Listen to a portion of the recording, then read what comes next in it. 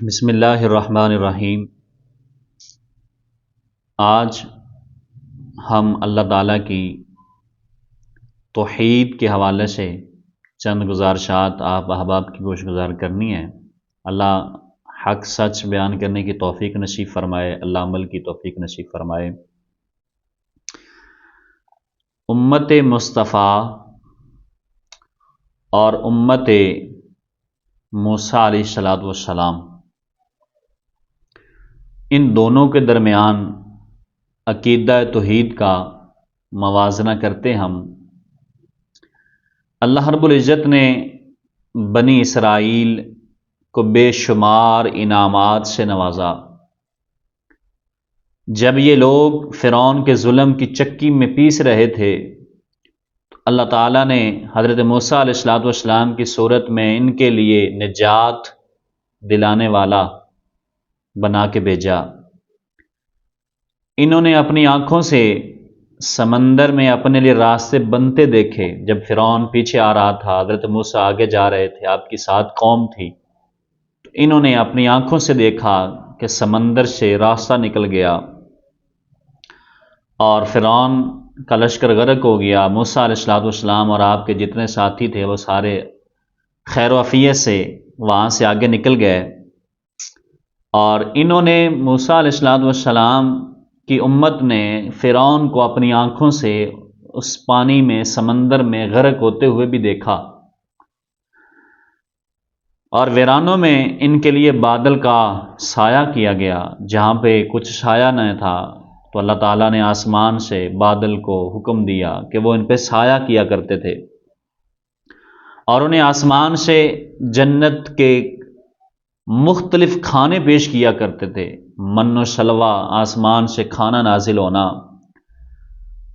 یہ چاہیے تھا کہ یہ سب کچھ دیکھنے کے باوجود بنی اسرائیل کا عقیدہ توحید اتنا پکا ہوتا، اتنا احسن ہوتا کہ ان کو چیرا بھی جاتا، ان کو مار بھی دیا جاتا تو ان کے لاشیں بھی جو ہیں عقیدہ توحید کے نعرے لگاتے۔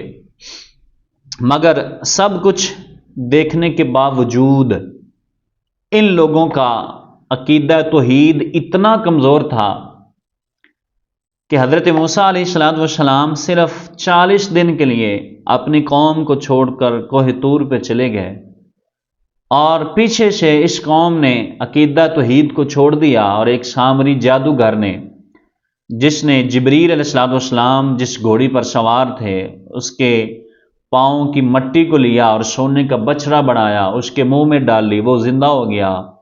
اور ان کا عقیدہ توحید اتنا مضبوط تھا کہ صرف اس بچڑے کو زندہ دیکھ کر انہوں نے توحید کو چھوڑ دیا اور اس سامری کی جو ہے پیچھے لگ کے بچڑے کی عبادت شروع کر دی۔ اب سب کچھ انہوں نے دیکھا، سمندر کے اندر غرق ہوتے بھی انہوں نے دیکھا، من و سلوہ بھی انہیں کے لیے اتارا گیا، آسمان سے بدل سایہ انہیں پہ کرتے تھے، سب کچھ دیکھا، مگر 40 دن کا عرصہ بھی نہ گزرا اور عقیدہ توحید کو چھوڑ دیا۔ اب آتے ہیں مصطفیٰ صلی اللہ علیہ وسلم کی امت کی طرف، جنہوں نے نہ تو آسمان سے بدل کے سائے کیے گئے، نہ ہی انہوں نے دیکھا کہ سمندر سے راستے بن گئے ہیں، مگر آج الحمدللہ امت مصطفیٰ کا جو مسلمان ہیں ان کا عقیدہ اتنا پختہ ہے، اپنی جان دے سکتے ہیں مگر عقیدہ توحید کے لحاظ سے کسی سے کمپرومائز نہیں کریں گے۔ آج ایک غریب سا مسلمان ہو، سادہ سا، گناہگار ہوگا، سیاہکار ہوگا، غلطیاں اس میں ہوں گی، سب کچھ ہوگا، سب کچھ اس کے اندر شامل ہے، صرف اس نے کلمہ پڑھا ہے، لا الہ الا اللہ محمد رسول اللہ، اللہ کے علاوہ عبادت کے کوئی لائق نہیں ہے، اللہ ہی ایک ہے جس کی عبادت کی جائے، محمد اللہ کے رسول ہیں۔ باقی اس کے پاس زیادہ علم بھی نہیں ہے، زیادہ نالج بھی نہیں ہے، کچھ بھی نہیں ہے، مگر اس کا عقیدہ توحید اتنا پکا ہے کہ سارا کفر اسے جو کچھ دینا چاہے دے، صرف ایک بات ان سے نہیں کہلوا سکتے اور نہ کروا سکتے ہیں، وہ کیا ہے؟ کسی عام سے سادہ سا مسلمان کو بھی کوئی کافر یہ کہتا ہے کہ اللہ کے علاوہ کسی کو سجدہ کر دے میں تمہیں یہ دے دوں گا، تو وہ سادہ سا مسلمان یہ کہتا ہے میں جان دے سکتا ہوں لیکن اپنے رب کے علاوہ میں کسی کو سجدہ نہیں کر سکتا۔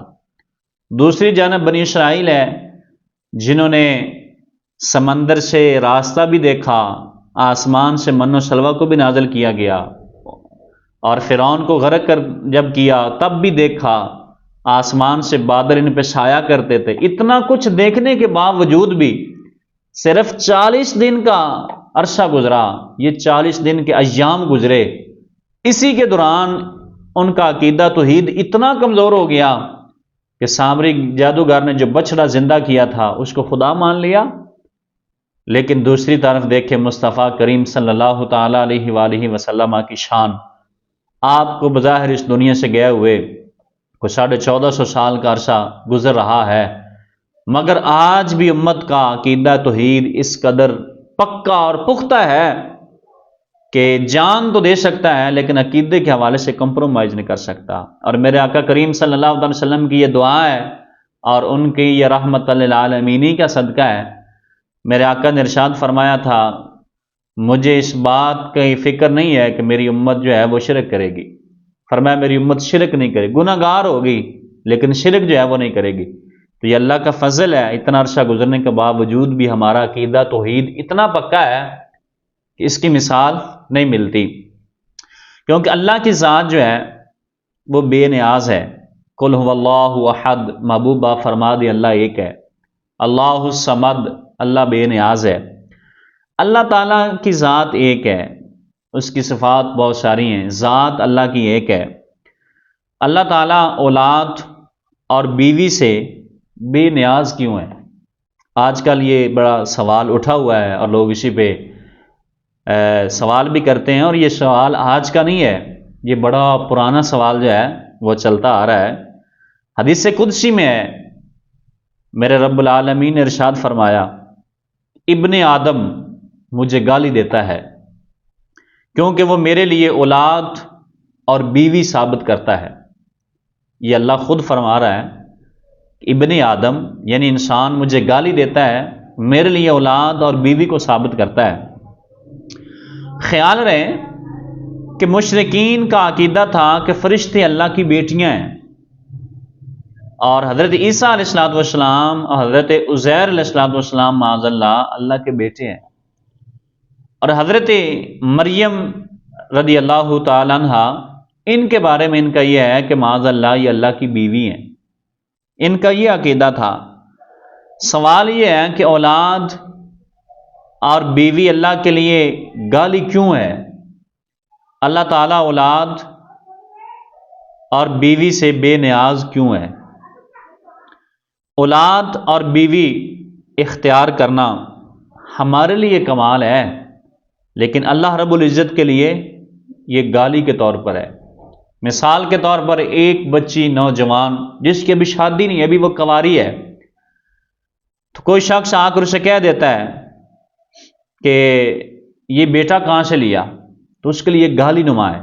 جس طرح حضرت مریم رضی اللہ تعالیٰ عنہ نے حضرت عیسیٰ علیہ السلام کو جب جنم دیا بغیر باپ کے، تو لوگوں نے کتنی طرح کی باتیں کی اور گالی نکالی۔ تو ایک کنواری لڑکی کو صاحب اولاد کہنا یہ یقیناً اس کے لیے گالی ہے کہ یہ آپ کی شادی بھی نہیں ہے اور آپ نے یہ کہاں سے جو ہے وہ اولاد لی ہے، بیٹا کہاں سے لیا ہے، بیٹی کہاں سے لی ہے۔ تو تمثیل بلا تشبیہ یہ اللہ کے لیے بھی جو ہے وہ گالی ہے۔ اور اولاد اپنے باپ کی ہمسر ہوتی ہے، کیونکہ انسان کا بچہ انسان ہے، جن کا بچہ جن ہے، شیر کا بچہ شیر ہے، گدھے کا بچہ گدھا ہے، خچر کا بچہ خچر ہے۔ تو معاذ اللہ اگر خدا کا کوئی بیٹا ہوتا تو وہ بھی خدا ہوتا، اگر خدا کا کوئی بیٹا ہوتا تو وہ بھی خدا ہوتا۔ حالانکہ اللہ تعالیٰ تو ہر چیز کا خالق ہے، تو پھر اس کا ہمسر کہاں سے آیا؟ لہٰذا اللہ کے لیے اولاد ماننا یہ اس کے لیے گالی ہے، تو لہٰذا اس سے بچا جائے۔ انسان کو فکر ہوتی ہے کہ اس کی موت کے بعد اس کی جو جائیداد ہے، جو اس کی وراثت ہے، اس کا کیا بنے گا؟